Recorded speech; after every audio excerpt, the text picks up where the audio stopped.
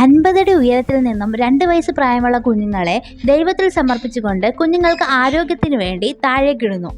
മഹാരാഷ്ട്രയിലും കർണാടകയിലും ചെയ്തു വരുന്ന ഒരു ആചാരമാണിത്. പള്ളികളിലും അമ്പലങ്ങളിലുമാണ് ഇത് കണ്ടുവരുന്നത്. എമോമാമി ഗോത്രം.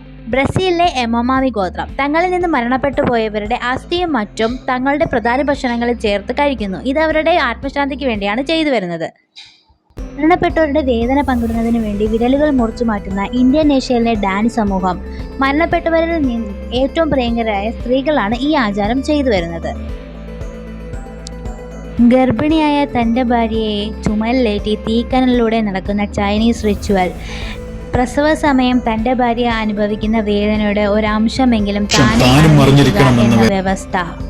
7 വർഷത്തിനു ശേഷം കല്ലറയിൽ നിന്നും മരിച്ചവരെ പുറത്തിറക്കി പുടവ ചാർത്തി നൃത്തം ചെയ്യുന്ന മഡഗാസ്കർ.